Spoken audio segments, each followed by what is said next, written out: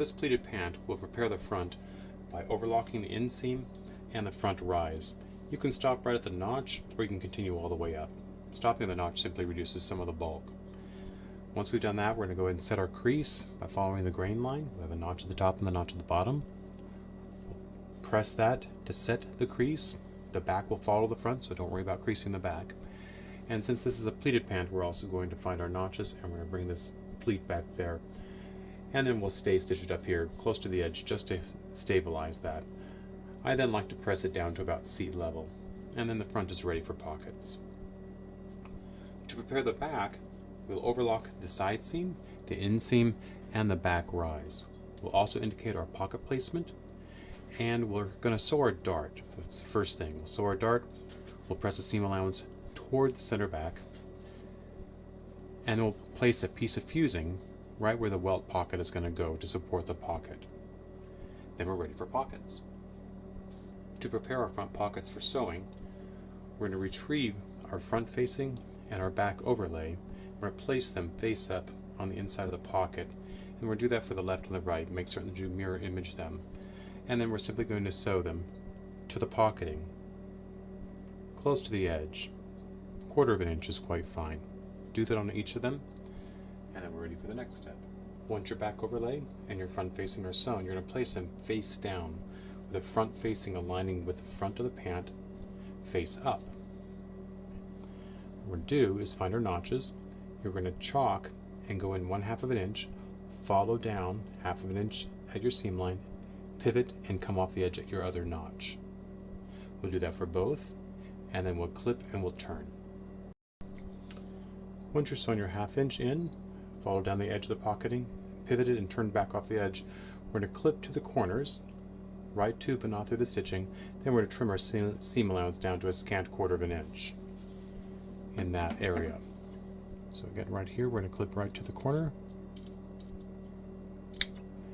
take the excess out. The same thing on the other side.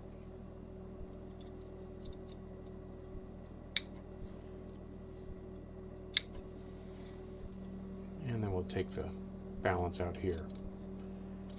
Next step is we're going to turn it face out, and we're going to do a little understitching just to hold it in place, and then we'll set the back pocketing.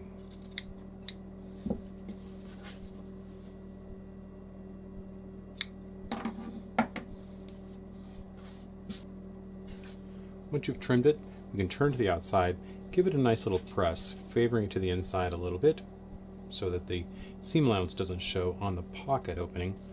For the understitching, we want to make certain our seam allowances are pressed toward the facing and the pocketing, and we're going to understitch 1/8 of an inch away. Now if you're careful, you can go ahead and run that understitching up along the edge here and just continue straight down. Just don't capture the front pant as you're doing it. Later on that'll be capturing the seam allowance and you won't see it. So you can either start right here at the point and come down, or you can go all the way from the edge and again sew it 1/8 of an inch away from the pocket opening on the facing side. Now at this juncture, before we conclude the side of the pocket, we need to sew the bottom of the pocket. Now we could simply bring the edges together, sew them here, and then overlock that to give it a finish. But to give it a cleaner finish, let's do a French seam. So take the outside of the pocketing together, so in this direction, and from the side seam, sew 1/8 of an inch from the edge. Then we'll flip it and we'll sew it one more time, and it'll give us a nice finish. Then we'll be ready for the next step on the pocket. We've sewn it 1/8 of an inch on the bottom edge here to the side seam. And a quick note here, it's better to sew from the side seam toward the fold versus from the fold to the side seam. If you're not really accurate, sometimes you can make this shift, and so it's better to align these, and then the fold will resolve itself. Once you've done that, turn it to the right side. Get all your points nice and your edge clean, and then you're ready for the final stitching of 1/4 of an inch from the edge. So you can see here we pressed it, and we're going to sew here, and in this case you can either sew toward the fold if it's real successful, or from the fold. Either way works. Once you finish the bottom, go ahead and align the pockets to the side and the top, making sure everything rests nicely, and then go ahead and baste across the top and down the side to anchor everything so it acts as one piece. Once you've done that, at this juncture, you're welcome to go ahead and overlock this side seam here on both legs. To begin work on the back double welt pockets, in this case we have one pocket that has a flap, so anytime you're working with a pocket with a flap, make certain you create the flap first so that you can make certain that your double welt opening is appropriately sized for the flap.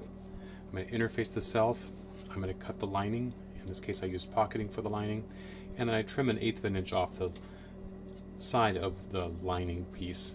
I want to make certain that stretches to fit so it'll help the front pieces to wrap to the back.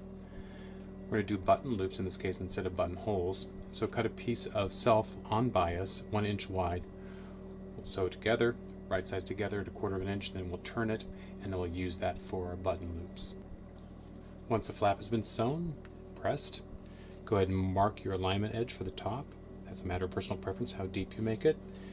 And then we're going to go ahead and turn our piping so that we can create the button loop.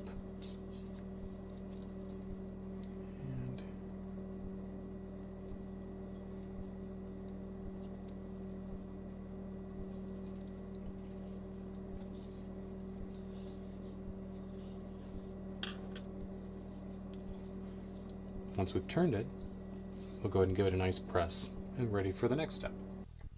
Now that our darts are sewn, we've fused the back. I'm going to go ahead and mark my placement line, and then I'm going to place another line at the center of it, about 1/8 of an inch down from it. When we create these double welts, we want them to smile just a little bit so that they follow the contour of the body. When I'm placing these lines, the ends of them, I'm going to make certain that I have made my flap first. I'm going to place it so I can identify how long those openings should be, and I'm going to use it for the template on both sides. Now, this is going to be my upper piping for my back welt. It's uninterfaced and it doesn't have an overlock edge to either. So that's going to be the top one, and it's going to be the bottom one. It's going to be face down, and we're going to align it like this. We'll baste it into place, and then we'll sew from end to end. We'll sew the top one the same fashion, and we'll make sure that those edges are kissing one another, and that they conclude and begin precisely on top of one another so that we have really square welts when they're completed. We'll do the same thing for the other leg. Now the other thing that we're going to do is we're going to place our pocketing that is going to be closest to the pant leg, the fabric, underneath. And what I do is I put a crease line down the center of it, and then I align that with my dart. I have a little extra fabric at the top, and that's simply because I cut them longer so I could have excess. I'll trim that away afterwards. If you want to check your work also so that it's not distorted, you just fold back your fabric, and it should be reasonably parallel to this side edge. Go ahead and pin it in place too, simply so that you don't capture fabric, so that it doesn't twist on itself or fold back when you're sewing the welt. I'm sewing the bottom piping face down. The overlocked edge is this side. That's what indicates the bottom piping. The top piping does not have any overlock edge on it. And we're going to backstitch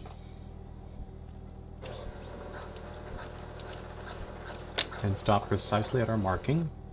Then remember, we want to keep this torqued just a little bit. We want to keep it on a bit of an arc so that the welt smiles, so it follows the contour of the body more nicely. It is important to sew it at 1/4 of an inch.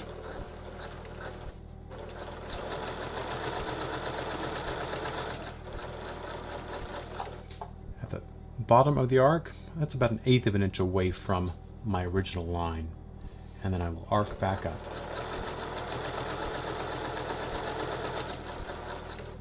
Now your bottom pocketing is in place. Make certain it doesn't fold back on itself as you're sewing. When we get to the other end, we'll backstitch, and then we're ready to do the upper welt.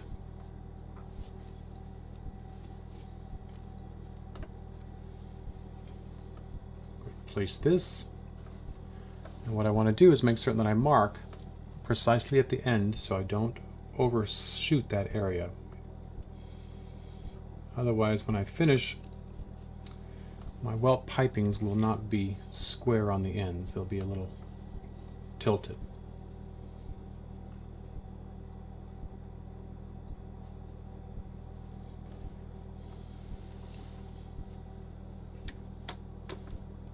Again, we're sewing this 1/4 inch away from the edge, and we're making sure that the edges of the welt kiss one another. There's no space there.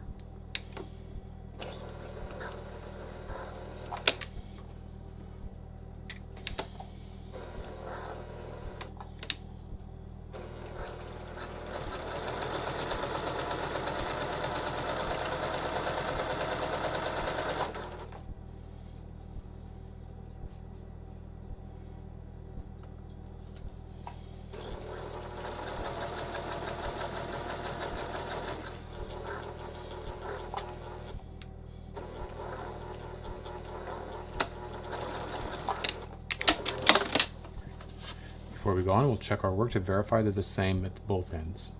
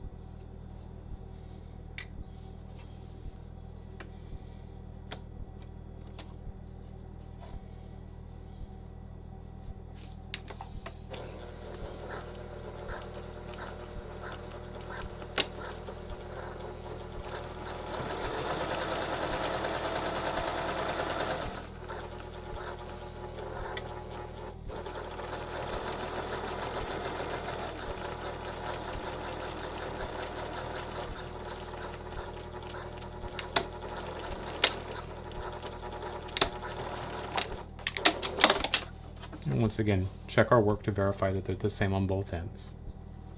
Well, if they are, then we're ready for trimming.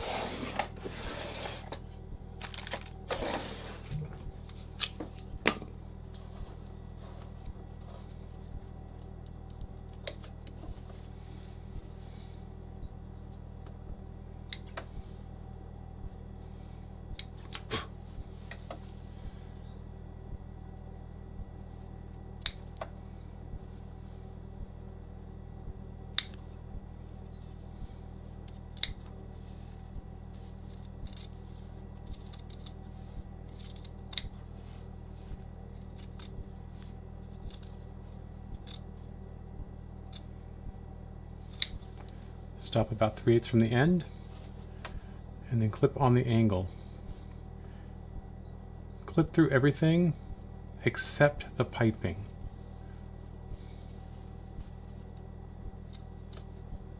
And right to the stitches, but not through them.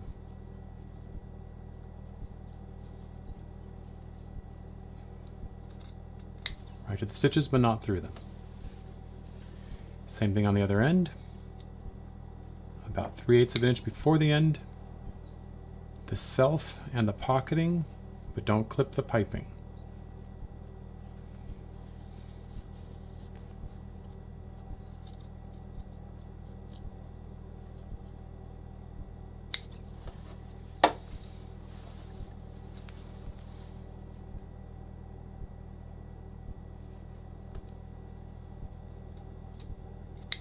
There we go.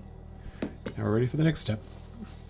And the next step is pressing. I'm going to press these seam allowances open.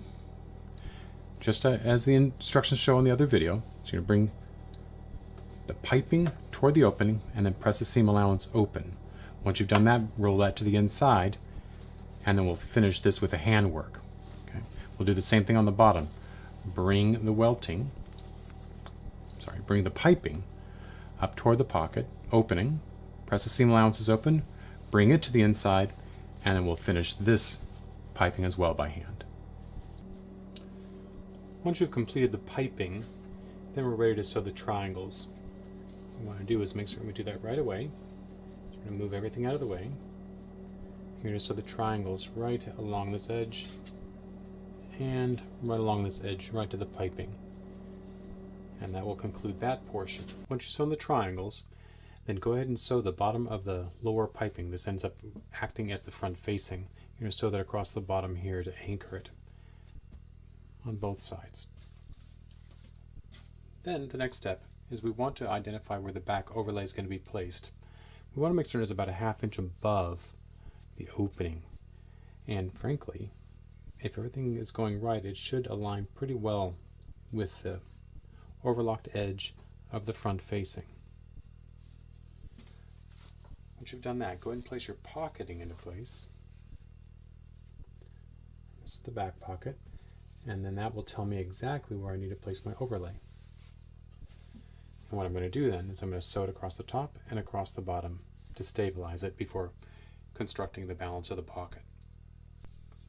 My back overlays are sewed in place. One more step before we actually sew the pocket bags together.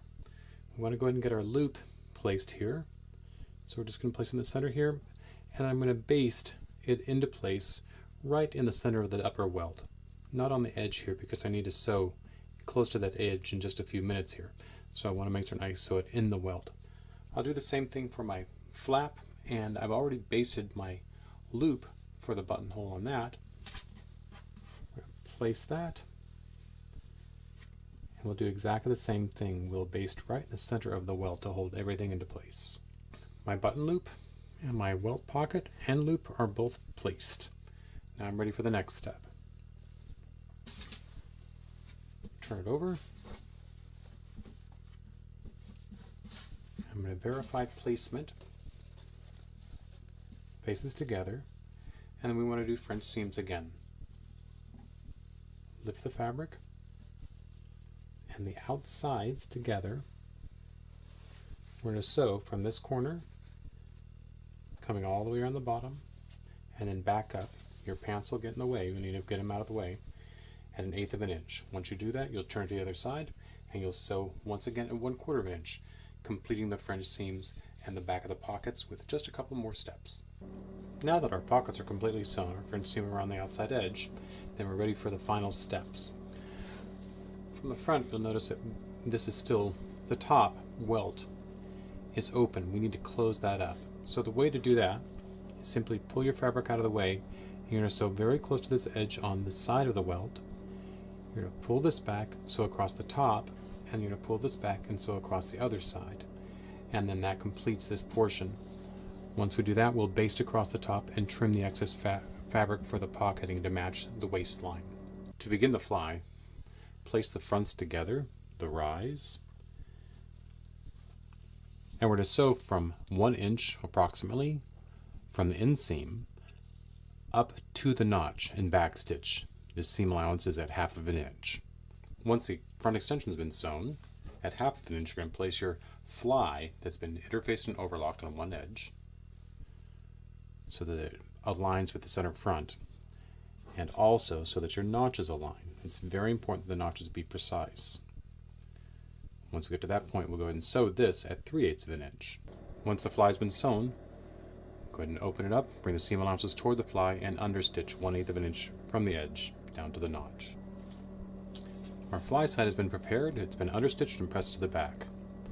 We're ready for the fly extension side. Retrieve our fly extension. We want it face up. We want our zipper face up.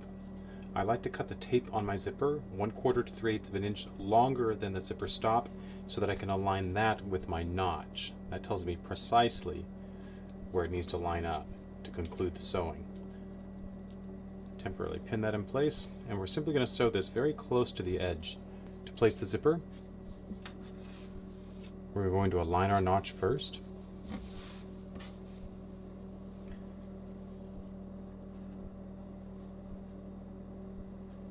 And pin in place.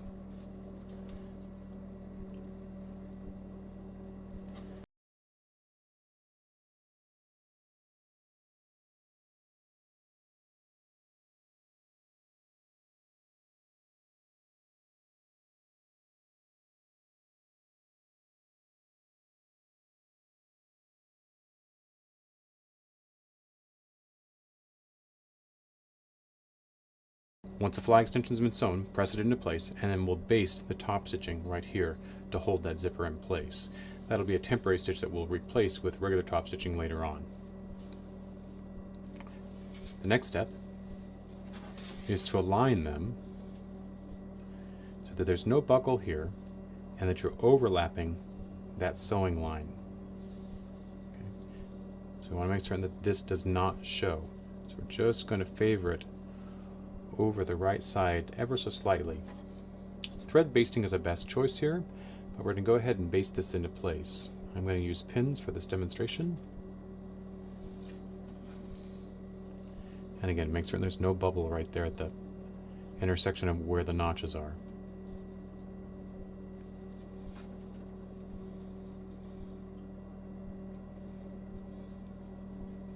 Now that I've done that, my next step,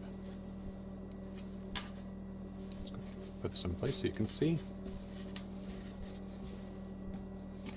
There's my right leg, my left leg.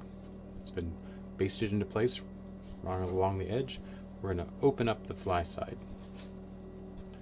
Now you see the fly here, okay?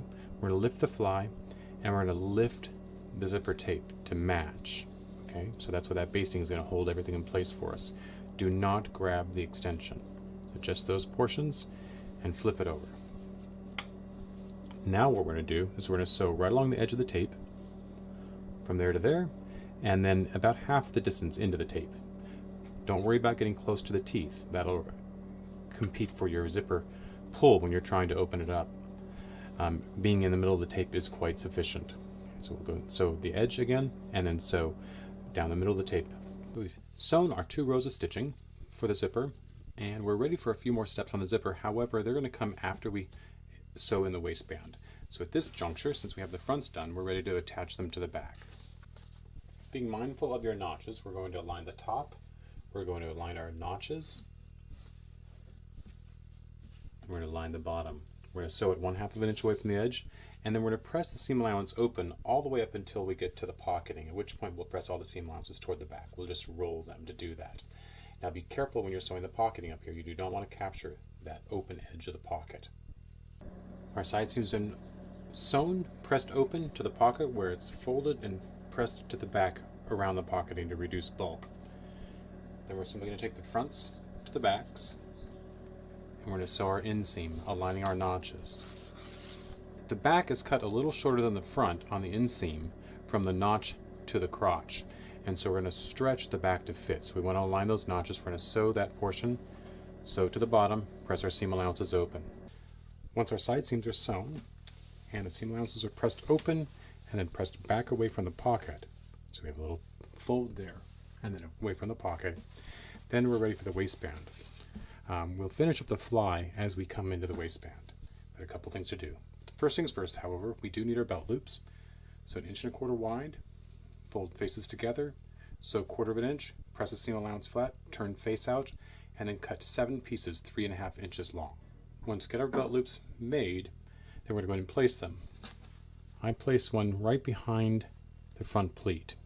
We're going to baste it at the top, faces together, so you're going to see the seam line coming down the center of the back, and eventually that'll turn up. So we're just going to put one there. We'll put one at the side seam. I prefer to put it just in front of the side seam to reduce bulk because we have all that pocketing going to the back. So right in front, and then we do one right at the center of the dart in the back. The 7th one will actually go at the back, and that's hand sewn into place. Do the same thing for the other side, then we're ready for the next step. We're going to prepare our waistband canvas. We have canvas on the bias, 2.5 inches wide. Then we have buckram, 1.5 inches wide, that is placed on the center and then stitched close to both edges. The side that has the buckram is the back side of it, so when we get ready to sew this, we'll want to make certain that the buckram is in the inside, toward the lining of the waistband. For the right waistband, you're simply going to measure the full length and cut to length.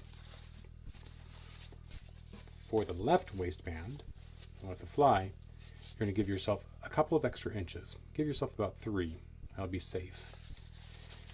You'll cut your canvas in that size, and then you'll cut a waistband to match.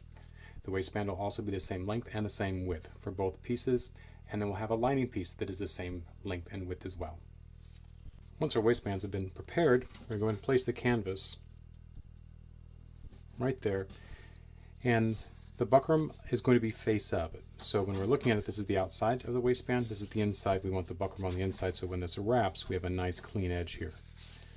What we're going to do first is we're simply going to baste across the bottom, about 1/4 inch away from the edge, just to hold it in place. We'll do the same thing for both pieces.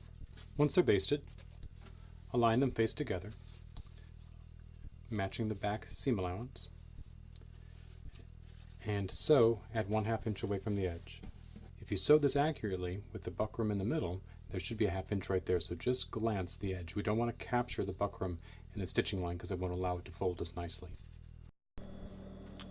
Once we've sewn the waistband into place, we have a little excess on the front. Make sure the backs match up nicely and cleanly.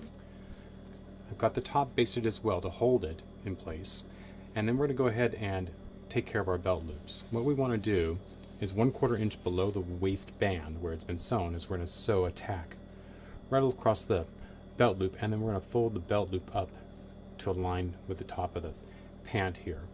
And we want that little bit of 1/4 inch there simply because it gives more room for the belt to slip through, and it gives a little finer finish. So we'll sew here, and then when you bring it up here, be careful you don't pull it taut. You want to leave it relaxed so it has some space there and some give, and then we'll tack it right across the top to hold it into place.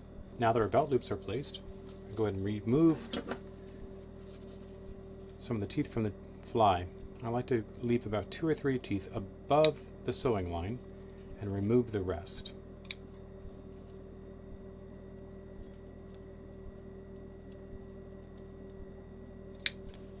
Just like that.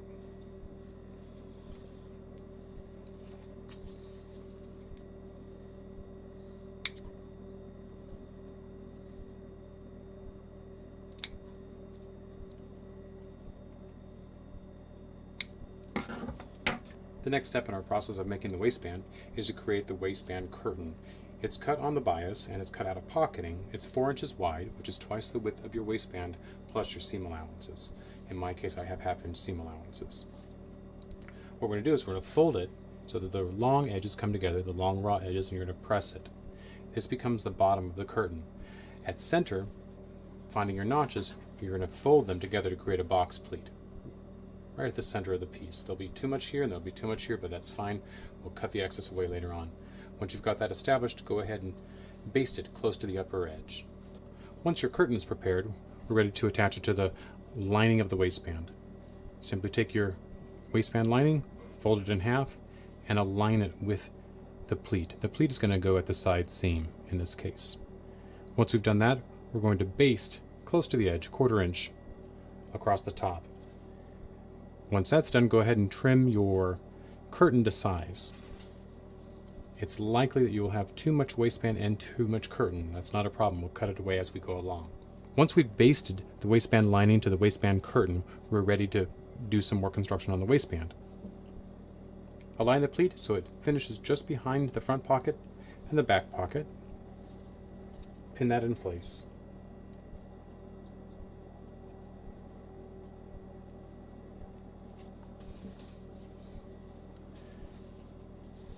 Align it to the front and make certain that you're about 1/2 inch to 1 inch shorter. We want to be inside of this front extension area, but we don't want to come all the way to the edge. It creates more bulk. At the back, we're going to sew, but we're going to stop sewing right where this would fold back at the seam allowance. So I've made a clip there, indicating where I need to stop sewing the curtain. We're going to do the same thing with the left side of the waistband with the curtain. We're going to align the pleat so that it's sitting between the pocketing in the front and the back. Pin that in place. We want to do the same thing at the back that we did on the other side. We want to identify where it's going to fold, and then we want to notch to tell us where to stop sewing the curtain. So I've done that right here. At the front, the fly is going to fold back eventually like this. So I've gone ahead and trimmed away the excess here that I thought I was going to use. I'm not going to use it, so we're going to trim that so it's flush. We're going to bring the curtain over, and we want to make certain that we stop sewing like we did in the back here. We need to stop sewing the curtain before this turns back. So I'm going to make another notch here so I can identify where I need to stop sewing the curtain in this case. So we'll sew the curtain from that notch to this notch in the back. And we're ready for the next step. Our curtain is sewn into place for both waistbands, stopped at the clips so that we can have the fold of fabric back and have it come over the top. Look at that in a moment. Let's go ahead and finish up our fly. We've got the fly extension, and we have the fly extension lining. We also have a buttonhole extension for the fly extension lining. Lots of fly extension stuff. We're going to go ahead and match these up. We're going to sew 1/4 inch around these edges, leave this side open. We're going to turn it to the right side, press. We'll also place a buttonhole right here, 5/8 of an inch back, 5/8 of an inch long. Once we've done that, we'll take the fly extension lining and we'll press it face out like this. Once the buttonhole extension for the fly extension is complete, then we're ready to attach it. Simply take it and align it to the top. Now what should happen, that buttonhole should rest right at just above the bottom of the waistband where it attaches to the pant so that it can connect right there. So again, as long as you align it right there at the edge and sew it about 1/8 of an inch, because our seam allowance is going to be 1/4 of an inch, so if we sew it at 1/8 of an inch, it'll be hidden in just a moment by the fly extension lining. Once we've placed our buttonhole extension for the fly extension, then we're ready for the lining for the extension. It's been pressed in half, it's cut on bias. We're going to align our notches, and they should just follow right along that curve. I cut mine too long so that I have excess fabric.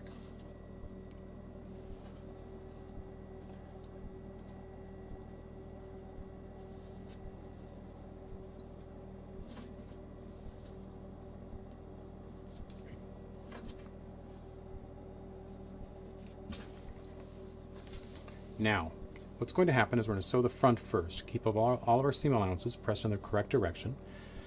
Again, our lining's been cut short so it doesn't get captured here and it doesn't create more bulk. And we're simply going to sew 1/4 of an inch from the edge all the way down until you get to the very bottom of the fly extension. Just keep following it and it will just drop off the edge.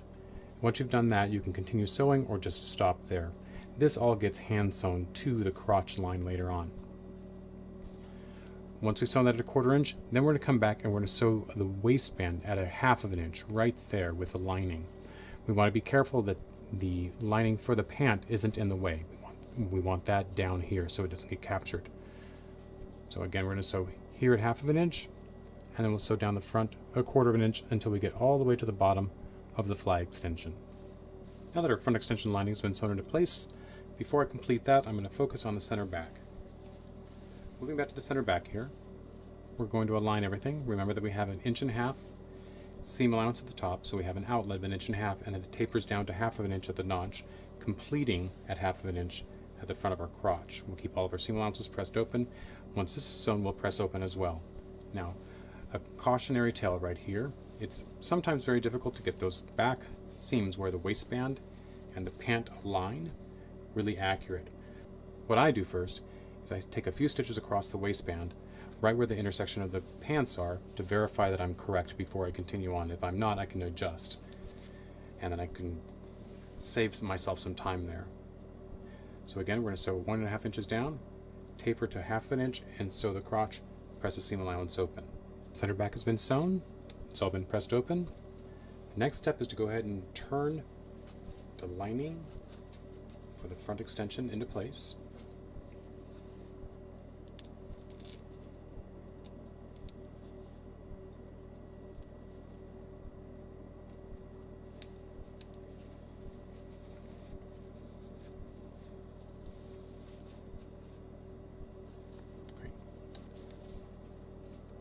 Now we're going to go ahead and put our hook and bar into place.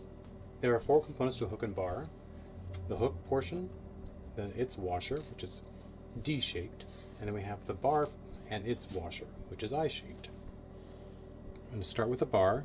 I'm going to place it directly above the teeth on the extension, right in the center of the waistband.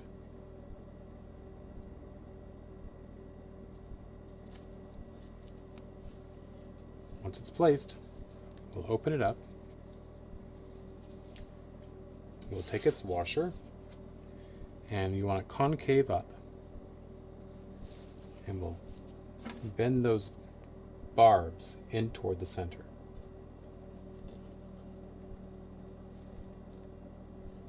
And that's all there is to it. Now that we have that in place, we'll go ahead and do our hook. Our hook is going to go in the back here. It's also going to go center, and it's going to get placed above the teeth as well.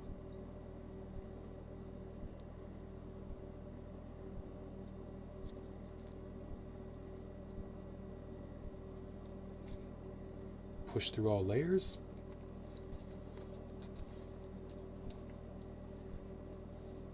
And before I commit, I'm going to check my work with the other. Just hook them together, make certain that your waistbands align correctly, and they look pretty darn good. So life is good. We're going to go ahead and open that up. The D of the washer follows the D of the hook. And what we want to do is make sure that it's also concave, is facing you, so that those little barbs have a place to rest. The one on the D shape side, or the rounded side, is going to press toward the front, and then the barbs on the long side, or the flat side, are going to press toward the back.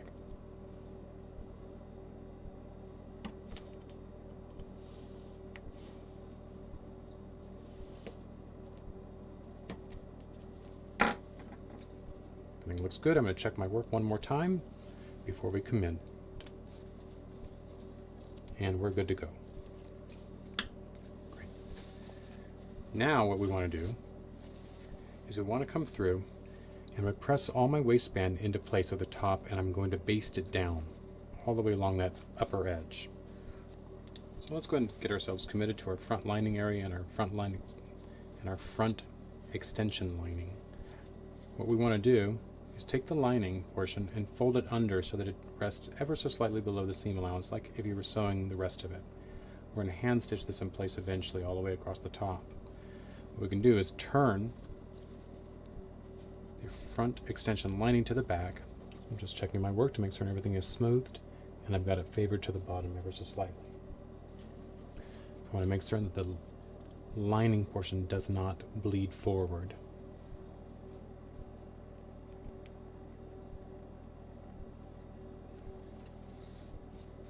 There we go.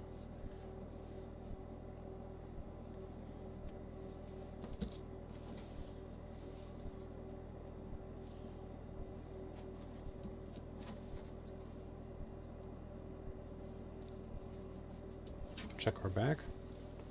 Yes, everything looks clean.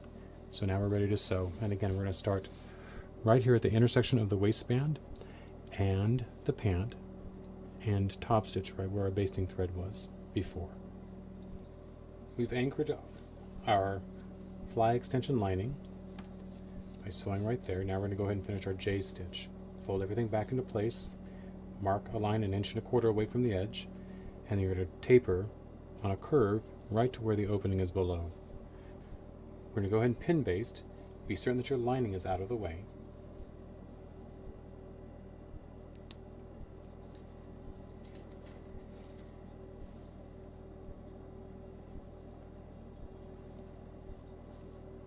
And thread basting is probably not a bad choice in this case. It keeps everything from shifting much more successfully.